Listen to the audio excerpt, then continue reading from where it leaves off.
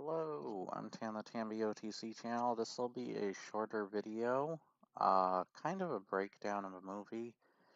So I kind of just want to hop into this. So this is going to be the background for the majority of it, but I also wanted to show this. So I kind of agree with this rating here, though I probably would rate it higher just from my personal preference and opinion. But Metacritic is just like, come on. Come on, really? Not after what I'm going to talk about. Frick you, Metacritic. You always sucked ass anyway. anyways. So I took a bunch of notes rewatching Neverending Story. I made a short video previously. Kind of losing my voice. I had a bit of a sore throat today. Also had my therapist cancel on me today, surprisingly. But yeah, I wanted to do this. So I rewatched the Neverending Story. I took a bunch of notes. Um, we're gonna start with whatever part I started with here. I think I started with, so I was talking to my friend Dave about the Neverending Story. We actually got to watch it again, so I watched it a third time more recently, with my friend Dave and AJ. And one of the first things, there's a couple of things I think I do talk about here, with the beginning of the movie. But I went into the part with the librarian, when he goes to hide in the bookstore. Uh, how did he know? Like, how did the librarian know? Like a book, kid. Sorry, uh, a book. He's got plenty of them. No, how a kid got into his store when like you can see his chair is pretty big and like covering his peripheral vision. He doesn't see the kid until he like turns and looks at him. I'm thinking that that part is he's probably reading what's happening, the current events that are happening right now to him are going to happen, uh, and that his part to play in the story of Bastion being kind of this chosen to, not a chosen one, I guess you wouldn't say, but chosen to save Fantasia, and it's as well as he's trying to keep it alive, possibly by reading it. He possibly reads about him entering the store and knows that he is the one that is to save Fantasia, which is also why he is not very surprised that he's taking the book. He kind of smirks and smiles about it, and then uh, even kind of like says things not really to egg him on, but to make him curious to want to take it. Um, Giving him his whole speech of like, when you feel like you're in that world, in this book, actually you are in that world. So then I come to, now I am a bit sloppy in how I went about this, but hopefully it'll make sense as it goes. So I talk about Atreyu here. Atreyu is probably not even in the Neverending Story, but he's created by the reader's mind, Bastion, as he looks at the character on his, who looks much older too, represented on his backpack, which is also, people have talked about how his mother, also being named Moonchild, is potentially, maybe she's Native American as well, just like the character. Uh, and it shows that he's a fan of this character and looks up to him like he's his personal hero. But in the story, the Atreyu is represented as a child, probably representative, of course, of himself, going into the role of the child, of the character, sorry, the main character. Uh, and the Orin necklace, now I did mess this up. It's a gold and silver snake. I said it looked like a dark snake. I think that was the lighting. But I still think it is kind of meant to be representative of like light and dark, or a yin and yang. You've got two snakes eating each other from the tails. Tail being told, as well as the tail being told, but it could be. representing or symbolizing how reality and fiction are eating away at each other at this tail, T-A-L-E instead of T-A-I-L. I just have some. I think that Falcor and Gamork represent the two snakes potentially as well. Um, and I did make this. Uh, I think that after Artax dies, Falcor kind of. I think Falcor is like a resurrected Artax in a different form.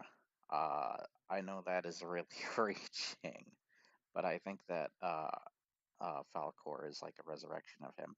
And yeah, it there are some things that I have you can see correlations with maybe the Bible with being like the resurrection of Jesus, but you could also do that same thing with the main character potentially. But whatever. Let's see. Let's see. Trying to find where more of my notes were.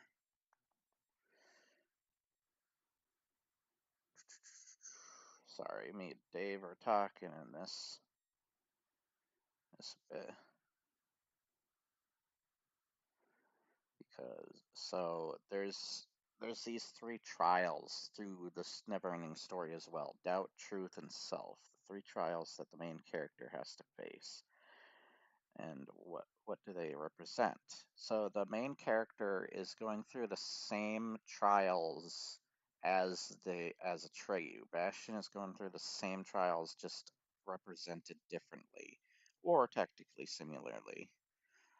Where three factors established by the reader, and we know they at the beginning of the movie it is talked about the death of his mother. I think it talks about her dying in a car crash. Uh, and the father makes some correlations too that further signify why he is representing Atreyu in this case by his love of horses and wanting to ride them, but he's too afraid to do so. Later in the movie, he rides Falcor, and that's kind of like him as well, conquering his fears. And you can see why he is so torn up about Artax dying later in the film too, or early in the film. He dies early. The spoiler. He must face his trials to accept his responsibilities, and as it's also talked about how he's kind of flunking in school, he won't even join the swim team and stuff, and face the death of a loved one as well. As you can see, he is being let down by that. He is failing in his classes, he's not paying attention, drawing more imaginative things, hence why he's probably chosen for the Neverending story because of how imaginative he is. Uh, his love of horses translates to Atreyu and his horse, as he's afraid to ride one, but imagines himself doing so. Him riding Falcor eventually conquers that fear, as well as sees his fictional self doing, doing the same thing. Uh, the main character truly grows, though it isn't quite as thought about or known without connecting those dots to most of the viewers of this movie. He has doubt in himself, and doubt is one of the biggest things throughout the entire movie he's going to have in himself. He has doubt in himself because of the death of his mother, and he isn't confident in the work at school. But later he fixes that he is also enduring the trials of Atreyu itself, where things are known to him of the book, known to him, and the book knows of his existence as well. And kind of trying to get him through those trials in order to save Fantasia. It's said in the movie that most men run away screaming, facing their self. Uh, Bastion does not is nor a man, nor does he start running, but or scream at all. The only time he screams is the Morla scene. I think Morla. By the way, the whole theming. I feel like the whole theming around Neverending Story is based around depression. There's a lot of that, and I think the nothing is meant to be depression itself, the representation of depression. And because he's also going through these trials with the death of his mother and stuff, I think uh, Morla or whatever the frick, the turtle, is kind of the representation of that person who really just does not give a crap, as you can tell in her dialogue. She does, like somebody who is just straight up given up, kind of like something that the rock biter does later. Uh, I didn't really have too much to say about the opening scene with the rock biter and his two friends. I do think that rock biters are influenced for maybe the frick, I forgot their names for some reason off the top of my head, but you know, the rock eating characters in the Legend of Zelda universe. I'm forgetting their names off my top of my head for some reason. I need to go and play more Zelda. But I've been playing a lot of other games right now and trying to get through those. Avowed is one that's taken up my time. So, but he's after the self part, which is such a cool scene. I love that he sees Bastion in the reflection of Treyu. And I know I'm kind of doing this in a different order. It's just how I wrote it down. So I'm sorry if I confuse you.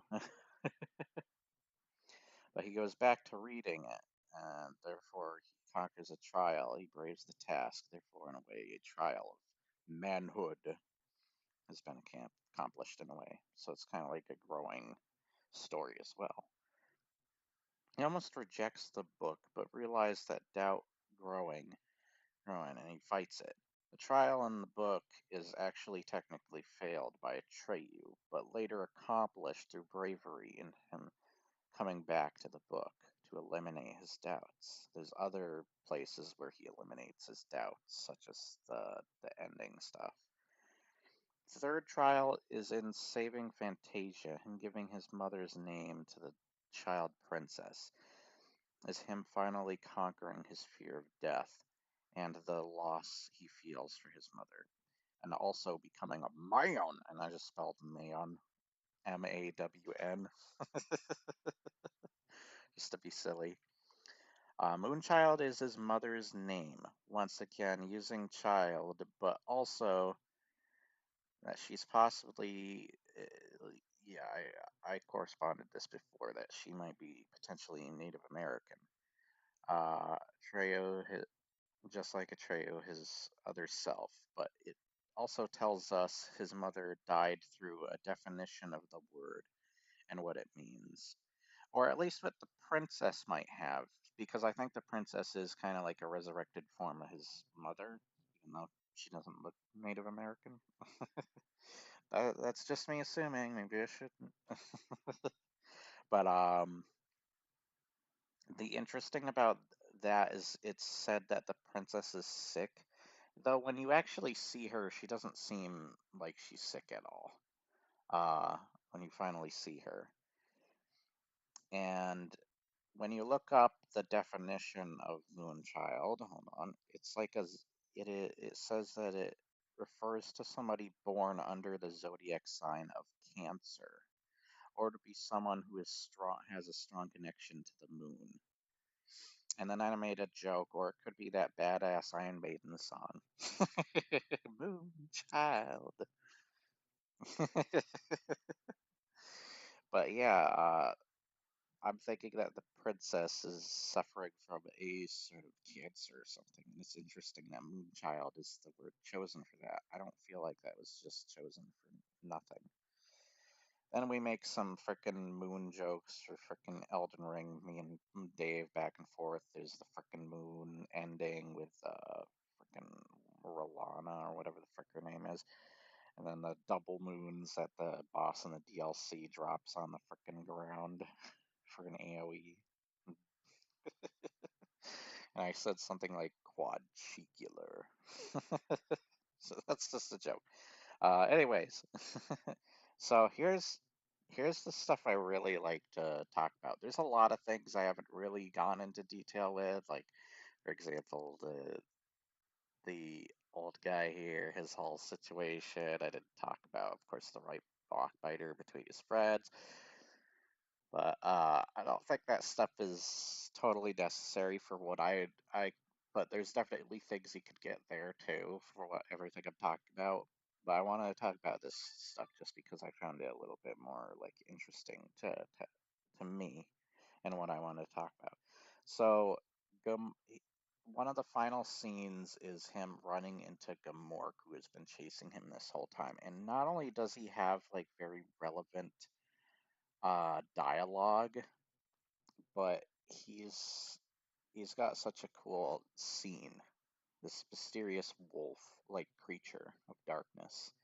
Uh, Going to say Fantasia has no boundaries. It is the world of human imagination. This is where you're truly like, throughout different parts, you're like, oh, the book is self-aware.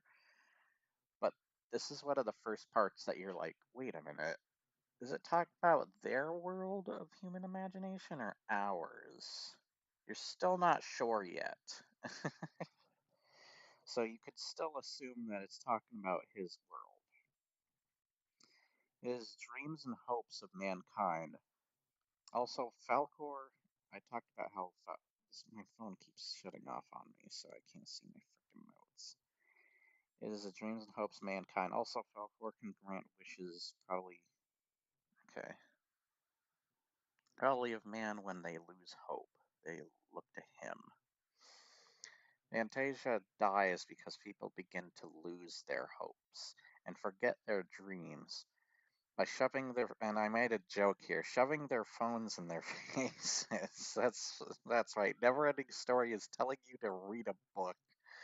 Man, Fern Gully won't ironically like that. Because Fern Gully is the whole message of like, go save the rainforest, even though you made your entire movie on paper, which is from trees. So I thought that was a funny joke to make there and a mean one. Yeah, here, the nothingness grows stronger. It is the emptiness that is left. It is like a despair. I think this is where I came to conclusion. I think the nothingness, the nothing is representing depression, especially since the main character must feel it over his mother's loss. So you could also explain away if Bastion's not a, if the actor playing Bastion is kind of stiff, you can kind of see why it works for the story to explain away any bad acting. No, uh, uh, because people who have lost have no hopes are easy to control, and Gamork says he is helping the nothing. I think that he represents just evil incarnate. Um, eh, and whoever has control of the power, but that power is becoming limited. He's the servant behind he is the servant of the power behind the nothing. Let's see. So I got this wrong. The other half of the Orin becomes silver. It was silver all along. I rewatched the movie, so I got this stuff. Uh, I tried to correspond it to Gamork dying, but that's not true. I do think that it starts to become holy gold, just like it is on the cover of the book, which might show that Gamork has died and his evil is gone, as well as eventually the nothing. Uh, Most revealing part of the film, the child princess, even says what I said earlier, that the main character goes through the same trials that Atreyu went through. Well, from a certain point of view, thank you, Obi-Wan. Uh, he was brought to her through the reading of the story, and that he didn't realize this. He's part of it. He's just as we are sharing this story, others are sharing his. Here's the interesting thing. She says others are sharing his story and that they were with him when he was in the bookstore. At that point, you know she's talking about us, the viewers of the movie. So then it just goes into some meta shit. But I love that because that is one of the most strong point of the movies. When she looks at the camera, like you're probably thinking to yourself, like, oh, the actor looked at straight at the camera, or like, oh, they're trying to be meta with us. But I think it's genuinely like one of the smartest things, and I kind of think I prefer the movie over the book because the book starts to make Bastion look like a dickhead because of the wishes he keeps wishing later in the book. Though he does eventually restore it, but he didn't have to be a dickhead to do that. Like, I don't know. It feels like filler then. But it's technically trying to say the Neverending Story title itself isn't that it's a never-ending story, and we make jokes. Oh, they're going to make multiple sequels to this, which they ironically did, but only two. Where some movies and even video games have so goddamn many. Just look at Final Fantasy. God damn, that's the actual never-ending story right there. But what it means and why it's so smart in that title is it's not just the story of Bastion. It's not just the story that Bastion is reading, and it's not just the story within the movie. It is everybody's story with the movie, and that and then that corresponds with their stories. So it's the book story, then down to Bastion's story, and then it's the viewer's story. It's a never-ending link because everybody who's going to view that movie is going to keep that link, that chain of the never-ending story, the never-ending watching this goddamn movie is going to continue. That's why it is called the never-ending story. That is such a genius thing I just did not think about when they started doing the meta stuff, and that meta stuff is freaking blew my mind. They played that movie like months back in my movie theater, uh, and I got to see it finally. I was like, I'm not gonna lose the chance to watch the Neverending Story on the big screen for free. uh, I went to see it and I was like, holy crap, that scene where she looks at the camera is just as probably more effective in the theater. That is the craziest scene. I still think it's just as effective watching it at home. It's freaking such an awesome theme. So let's see, where was I since I was blabbering on? Just as he is sharing this story's adventures, others are sharing his. Yeah, like us sharing our opinions on the Neverending Story, like what I'm doing right now. I'm continuing that Neverending Story. And yeah, I went into they were with him when he hid in the library. Once again, we're referring to us, the viewer, the only ones to have witnessed seeing that part, as it's also the part that only the book can witness because he enters the very store where the book is nearby. Because they didn't mention earlier scenes like him talking about his dead mother to his father and such, and all that other stuff. That just translated from his mind. So that further proves that the book didn't know about his love of horses and stuff. That was just something he translated onto the pages himself through his imagination.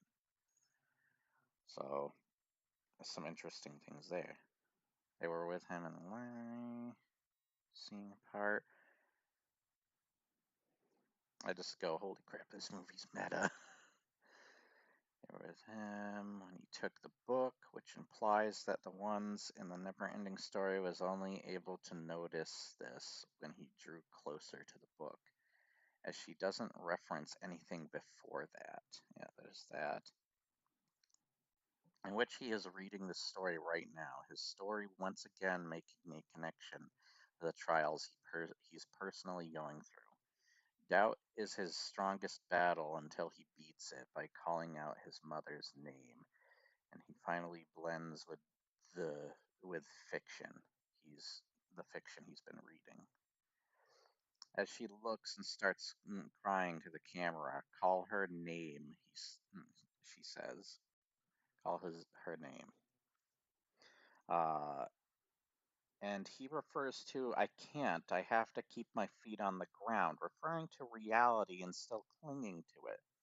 When she begs to save us, is when he finally gives in and saves them from near destruction, calling out her name. He will do what he dreams, and he was dreaming at the beginning of the movie.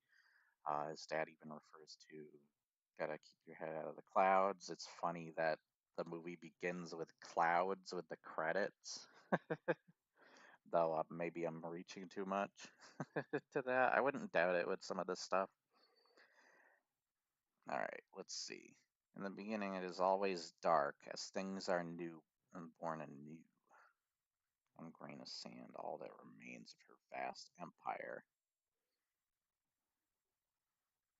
Uh, that is another thing that you could probably correlate to something in the Bible where we were made from dirt or sand. One grain of sand means a vast empire. Man was created, at least from the perspective of the Bible, from sand to dirt. But we can be so much more if we put our minds to it, which is what the main character does. He is born again, just like everything else, given a second chance. I'm referring to the grain of sand, I guess. He wishes reality, basically, though clearly wishes for a ride on Falcor, which conquers his fears. I guess that conquers his fears of heights, by the way, sequel. He's riding a goddamn dragon through the air, and your idea for the sequel is let's make a story about him being afraid of heights. He just wrote a freaking wish dragon, a luck dragon. Sorry, that grants wishes.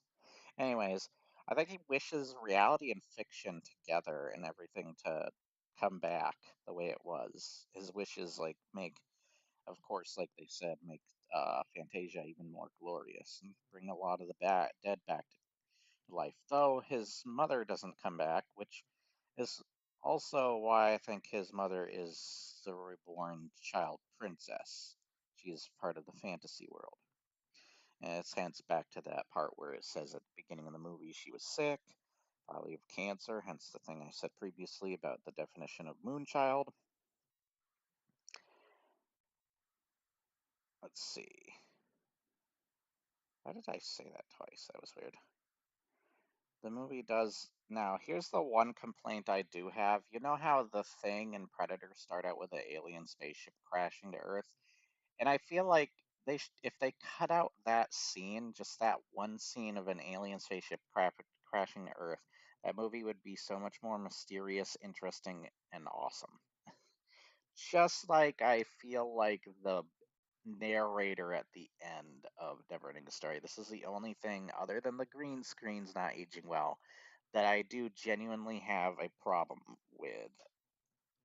It's not a big problem, but it's the same significance of a problem as the seeing the spaceships at the beginning of the Thing and Predator. I love those movies still, like 99% of the time, but that 1% is a goddamn spaceship crash landing. Um, it's the same with the narrator leaving off. The narrator saying that come on, he made many other wishes before returning home, but that's another story. If I have only one problem, then the green screens I say here moments, it's that I think this part of it should have been cut out and make the movie more impactful. It still makes it very impactful. Uh, but it feels not only kind of like sequel bait, but something that Hollywood just kind of inserted in there at the last moment, as well as like it's like completely pointless. Uh, it's like another way of saying, "See, it's a never ending." No, the never ending. The princess already answered that, you dumbass narrator. And what is the other part I wanted to talk about that I don't have written down here? But I think I've basically was done talking about it, so I just did this sarsaparilla joke with Sam Elliott. I found a picture of him having a pop Funko, and it's just posted that and said sarsaparilla. No, uh, but I was pretty much done there. There was something else I wanted to mention. It ruins the mystery of the ending as well as it feels like it was inserted from Hollywood, not only to try to explain a little bit more of what like the princess did, not too much more, but like an added side note thing at the end. It just didn't need to be in the movie. There are other things I could go on about talking about. Once again, I didn't go into like the rock biter. I love now the rock biter scene where he says like he held on to his friends, but he couldn't hold on to them long enough. You could see that other characters are going through that same depression stages, and that's like one of my mom and myself's most memorable quotes in the movie is, "They look like good, strong hands, don't they?" I love that. That's like one of the most quotable lines amongst my family. Um, and I feel like you could also kind of interpret the letting go thing as other things. Like in the context of the fantasy universe, literally letting go, he was like physically holding on to them as much as he could. And then he couldn't any longer. Or you could see that in another way that I won't say, but is probably representing a word that starts with S that I don't want to say. But that's just an interpretation that I can see somebody looking deep into, hence why I probably brought it up. I think maybe it's looked too deep into. There's a lot of crazy videos, by the way, on the Neverending Story. I've watched some videos. I don't think any of the stuff I talked about here was anything they talked about, but goddamn, if you know the videos around YouTube that talk about the Neverending Story, and I wonder if I can even let me see if I can look that stuff up so we can get rid of this Metacritic page. By the way, I've been watching Blue Lad. I never knew about this YouTube channel, but I'm a big fan of his now. I love his Fallout video. That was really good, the first Fallout game. All right. Hey, they're gonna watch Ninja Turtles. Sweet. I love that movie. Maybe I shouldn't talk. I've never talked. By the way, I've always wanted to talk about the Dark Knight in a deep way, but uh, maybe some other time. Let's get. I hate seeing the red freaking circles over there, so it's kind of my OCD getting the better of me. Oh God! Speaking of never-ending story, what the frick? I definitely agree with Nostalgia Critic on the Neverending Story. God, Neverending Story 3 is awful. The only decent thing is Jack Black. All right, let's see if we can find some of these crazy Neverending Story stuff. Never-ending Story explained. Another movie I would love to talk about is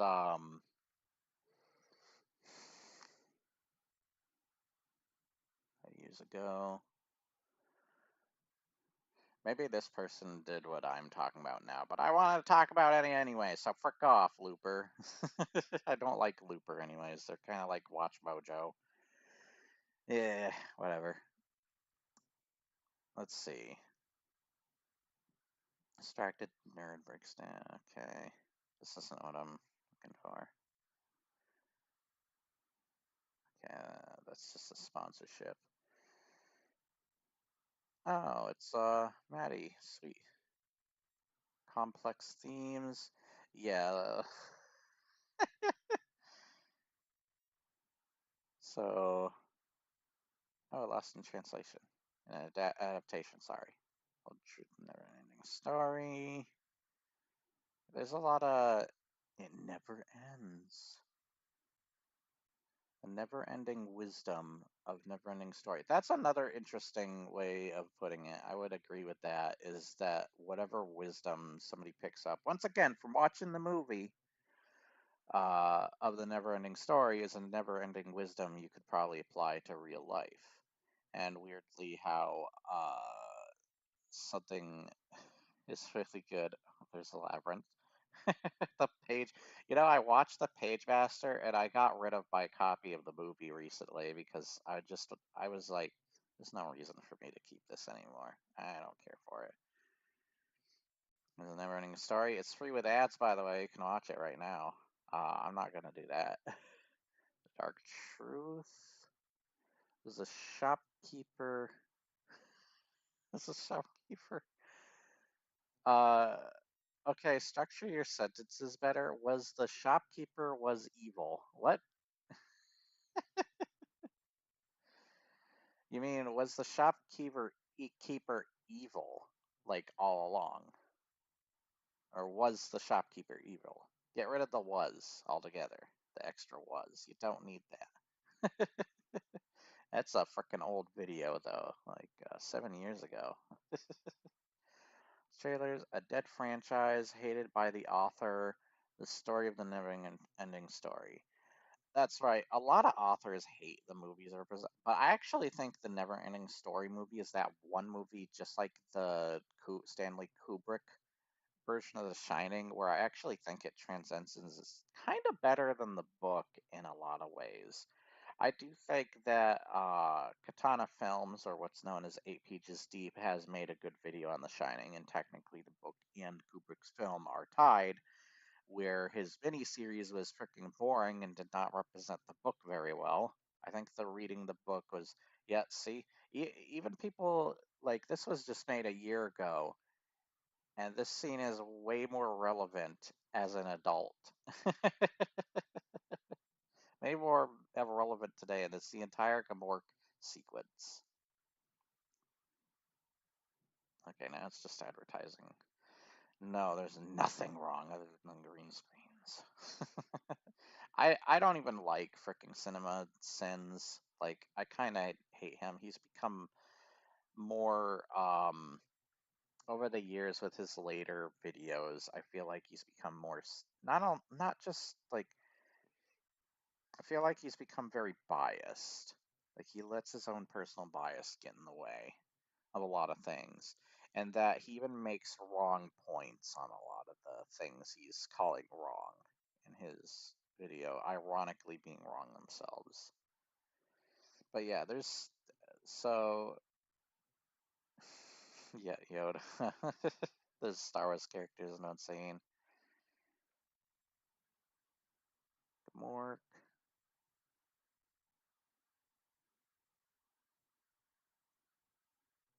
story. This is an interesting one. I would probably watch that one. But if it goes too crazy, then I might have to. What the hell?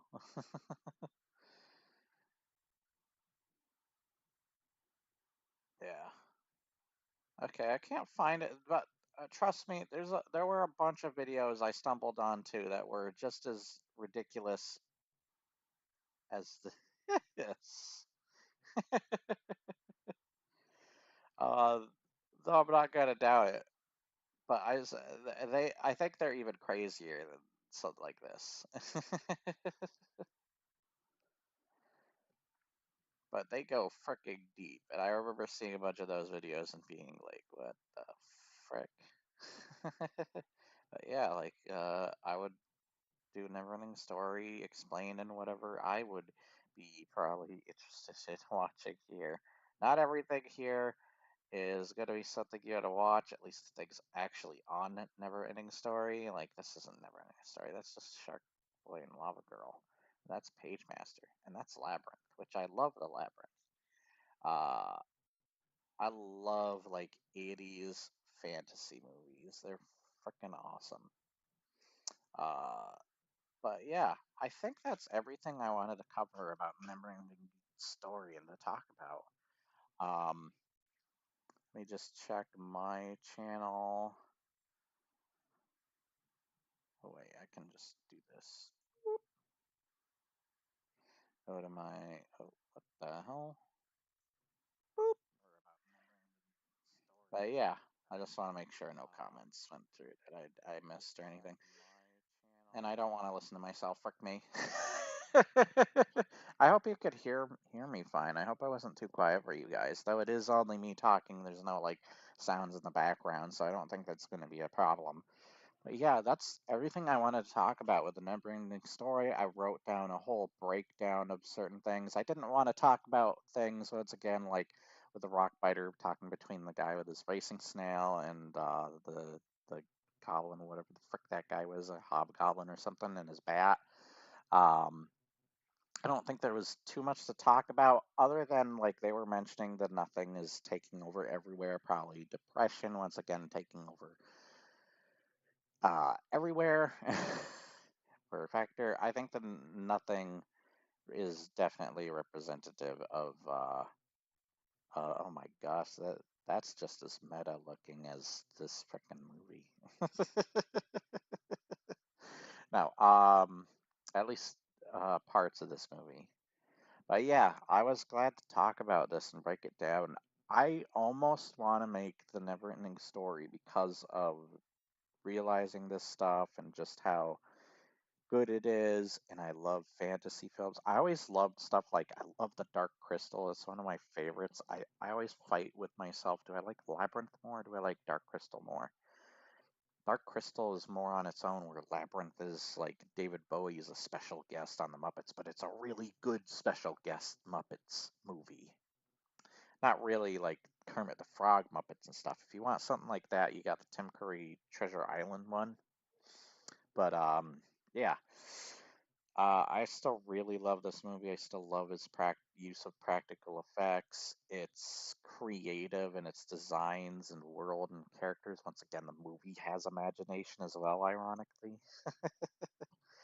But it's just a movie I wanted to talk about after watching it these last couple times. And I'm glad I got to talk about it.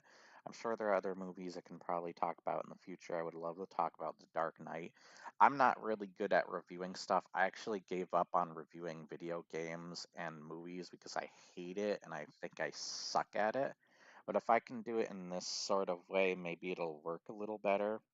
Um, as well as summing up my general thoughts at the end and what I would actually rate this movie. I think realistically, this movie is like an 8 out of 10. I could see people going 7 even. I really like this film. I would probably go an 8.7 out of 10 personally, my personal opinion. I love this movie. It's one of the better 80s fantasy movies. When I think of 80s fantasies, I think of this. I would say that the Artax thing isn't as effective as I remember it being when rewatching, but that might be because I watched the movie a lot. But I think even when I spent a long time not watching it and came back to it, it was like, huh, they kill off the horse pretty quickly. We don't have much development with the horse. But I think you don't need to. If people can cry at the frickin' puppy dying in the beginning of John Wick, I don't think you need that incentive not to cry at frickin' Artax dying in the beginning of the frickin' never-ending story. So pick your poison, I guess. Maybe you're a dickhead who doesn't love animals. And I mean, if you've experienced the death of an animal or a pet that you've had and you were very attached to and loving, you could correspond that with what they're going through, and then that's what makes you cry. Because it's like, I can relate to something. God. But